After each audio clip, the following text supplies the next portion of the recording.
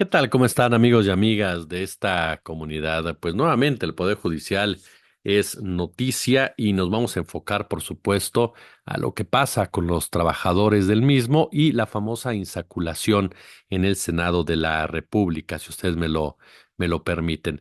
Si les parece bien, comenzamos con la información y después, por supuesto, le damos a la opinión. A ver,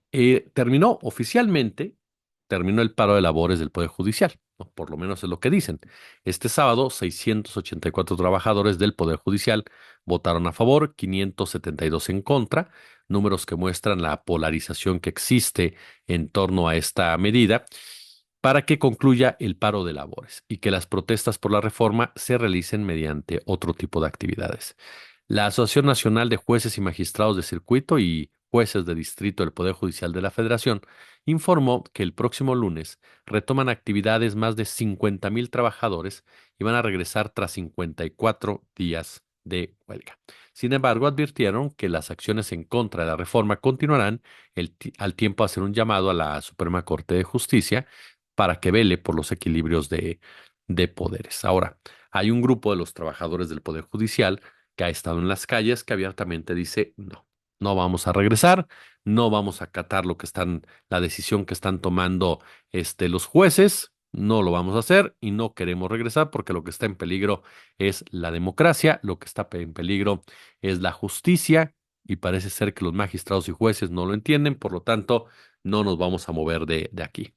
Como les mencioné hace un instante, este tipo de decisiones pues muestran la polarización, la fractura que ya existe al interior de un poder que ha sido manejado de manera muy torpe, de manera muy mediocre, de manera muy facciosa, de manera muy egoísta, que jamás tuvieron liderazgos con la capacidad suficiente para entender que la reforma era una realidad, que no estaba sujeta a capricho de nadie, que no era parte de un ardid publicitario, que no era parte de una amenaza, que contaba con millones y millones de votos y que si en un momento cuando López Obrador la puso sobre la mesa de discusiones no lo creían, cuando vino la votación ciudadana basada precisamente en esa oferta conformada en el Plan C, el diagnóstico era diferente, pero tanto para los trabajadores del Poder Judicial como para sus líderes, como para los ministros y ministras de la Suprema Corte, con honrosas excepciones,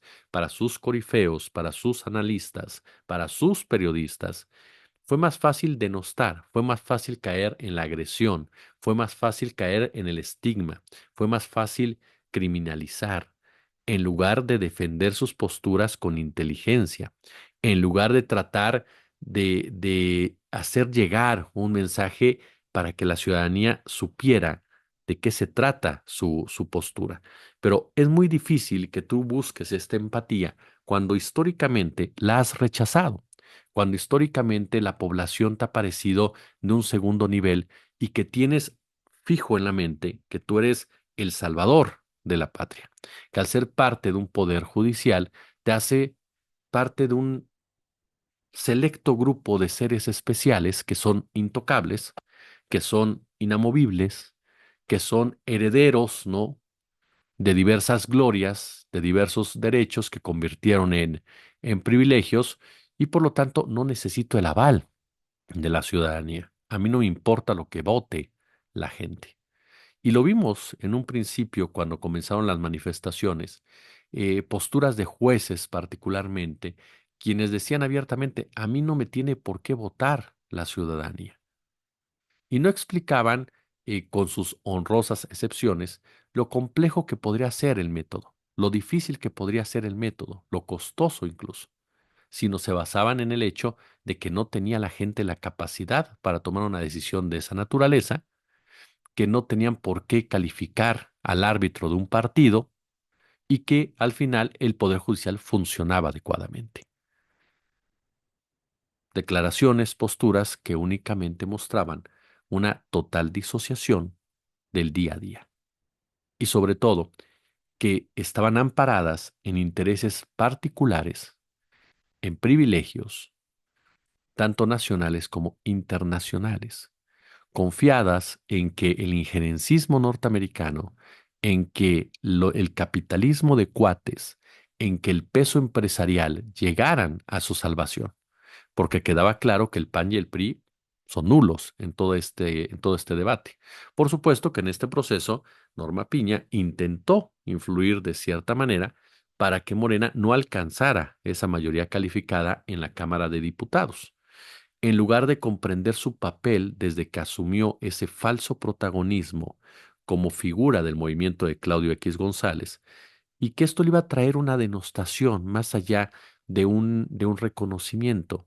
Si Norma Piña hubiera sido medianamente inteligente en materia política y sobre todo sus asesores hubieran estado más allá del clasismo y racismo de sus conceptos y se hubieran acercado más a la población y alejado a sus tlatoanis intelectuales, hubieran sabido que iban a perder en las elecciones, hubieran sabido que los iban a barrer en las elecciones, pero sobre todo hubieran aceptado que juntarte con Claudio X González te iba a pudrir, literalmente. Si ya de por sí tenías el antecedente de Isabel Miranda de Wallace, estar cerca de Claudio X González era una de las peores decisiones que hubieras podido tomar.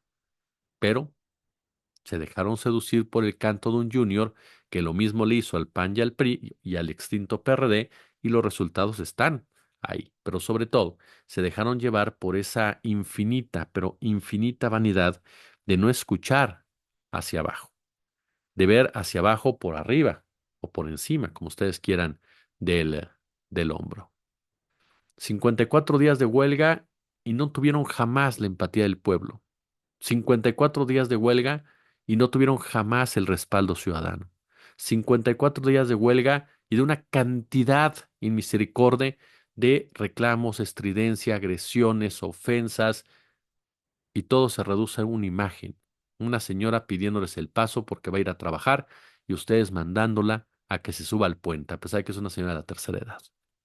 Esa imagen tan simple reduce su movimiento y el por qué la gente no tiene por qué apoyarlo. Entramos a este punto de la insaculación que sin duda ha generado ya muchísimos, pero muchísimos comentarios, pero que nos lleva a un punto de partida. No hay un debate inteligente. Las voces inteligentes, que incluso puede uno no estar de acuerdo con ellas, eh, quedan aisladas de parte de la oposición, quedan separadas completamente. No se les da el foco necesario ni el foro. ¿Por qué? ¿Por qué razón no se toman los argumentos de abogados, de activistas, incluso de ONGs con prestigio, que pueden ser muy útiles en toda esta discusión? ¿Por qué se les utiliza solamente para tratar de matizar en un momento dado una postura totalmente ideológica o política? ¿Por qué se toma a personajes que parten más de esos intereses que el del jurídico? Bueno, porque la reforma como tal fue política y como tal lo entienden sus propios defensores al interior de la Suprema Corte y al interior incluso del Poder Legislativo y del sector empresarial nacional e internacional. Y por eso es que argumentos jurídicos que hubieran podido ser muy válidos, sobre todo en lo que tiene que ver con la conformación de una verdadera reforma judicial que hubiera tenido que partir del Consejo de la Judicatura, además de la democratización del mismo, no son escuchados, porque estos intereses no les importa escuchar a esas voces críticas a la reforma y que están bien sustentadas. No les importa, porque lo que ellos quieren es mantener un statu quo, porque ellos no quieren aceptar que debe de reformarse el Poder Judicial. Porque estas voces críticas de la reforma, en el 95% de las veces han aceptado, se necesita una reforma. Esta no, pero hay que buscar una reforma. Bueno, del otro lado, de los que tendrían que asumir esas posturas, arroparlas y aprender de ellas, no lo van a hacer porque para ellos no se tiene que modificar nada. Y al tomar esa actitud, se quedan justo en medio. En ese medio en donde vas a ser golpeado por todos lados. Es cierto, como bien lo dijo Gerardo Fernández Noroña, el tema de la insaculación es nuevo y todo el mundo está aprendiendo. Pero aquí lo que llama la atención es que nuevamente esas voces que valdría la pena escuchar, que cuestionan la insaculación por motivos netamente jurídicos, son hechos a un lado. Y entonces lo que priva son declaraciones totalmente clasistas, totalmente alarmantes, estridentes, que te hablan de que se destruye el poder judicial, de que se destruye el Estado de Derecho, de que se destruye nuestro país. Jueces, ¿no? Que ahora sí, con lágrimas en los ojos, califican la tómbola como indignante. ¿Por qué? Porque dicen, yo pasé 20 años de carrera judicial y en una tómbola están destruyendo lo que yo me gané con todo el esfuerzo. Una postura muy personal. Tendríamos que ver cuál fue ese esfuerzo y qué tanto se trabajó durante todos esos 20 años. Otros más que dicen, como abogado, como ciudadano, estamos presenciando uno de los capítulos más infames de nuestra historia, el Poder Judicial en una tómbola. No tienen idea de lo que hicieron. Ustedes que votaron por esto son cómplices, es decir, ya están peleando contra los que votaron a favor de la reforma judicial. No es complicidad, es respaldo. Y no porque estés en una tómbola dejas de ser digno. Obviamente, ¿no? Otros más, el PRI, por ejemplo, que dice Morena puso en una tómbola el futuro de la justicia en México, pasando por encima de los derechos de los trabajadores del Poder Judicial. Guadalupe Acosta diciendo con la seriedad de una tómbola se desmantela el Poder Judicial. Solo falta escuchar la voz chillona de Noroña gritar a todo pulmón, premio número uno, cumplimos con la patria, compañera presidenta. Este, y bueno, ¿no? Denise Dresser, improvisados y apresurados es como pretenden construir un mejor sistema de justicia en México. Hoy no solo es que cientos de juzgadores perderán su trabajo, se asegura obviamente que esta reforma se da por venganza del presidente Andrés Manuel López Obrador, por capricho del presidente Andrés Manuel López Obrador, se cae en esta idea discursiva de que van a pagar todos los que votaron por esto, se van a arrepentir, ya verán cómo el tiempo se los va a cobrar.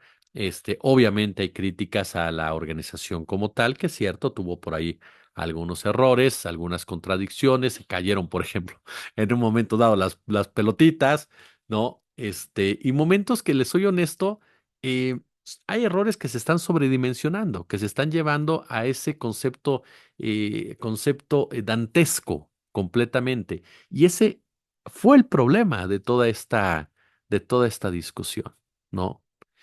El caer en esta postura de que están destruyéndolo todo, de que nosotros somos seres especiales, de que están destruyendo la oportunidad de encarar a fondo los problemas de este país, cuando esas mismas voces como la de Denise Dresser que dice esto, eran los que no querían ninguna reforma al Poder Judicial, eran los que nunca pugnaron por una reforma a fondo del Poder Judicial. Entonces, ese ha sido uno de los grandes problemas en toda esta discusión, que la oposición, que aquellas voces que tendrían que haber liderado una postura a favor del Poder Judicial, lo hicieron desde una óptica de no vamos a mover un ápice. Nunca entendieron ni respetaron algo que es lo principal en cualquier democracia y que cualquiera tendría que someterse a ello, la voluntad popular. Si la voluntad popular está demandando una reforma judicial y gana en las urnas esa idea, tienes que entender que ya perdiste. Y como ya perdiste, tienes que asumir una postura inteligente para llegar a un buen puerto y aportar, si realmente estás tan preocupado por el Poder Judicial, porque no se destruya el Estado de Derecho, porque no se acaben contrapesos, pues entonces primero aceptas que hay que reformar el Poder Judicial. Y hay que decirlo con todas sus letras. Hay que reformarlo. Y entonces empiezas a proponer ideas claras para reformarlo, pero no te victimizas, no te tiras al suelo, no empiezas a lanzar botellas de agua, no comienzas a hablar de que están acabando con todo y que ustedes se van a arrepentir, porque entonces demuestras que lo único que quieres es mantener una serie de privilegios que de manera directa o indirecta te han permitido tener una calidad de vida incluso que no te mereces, porque tu esfuerzo no ha sido honesto. Como siempre, un gusto, como siempre, un placer. Pónganle pulgar arriba, comparte el video si les gustó, coméntenlo y por supuesto suscríbanse, únanse al canal, ya lo saben, el super chat, el super gracias. Gracias.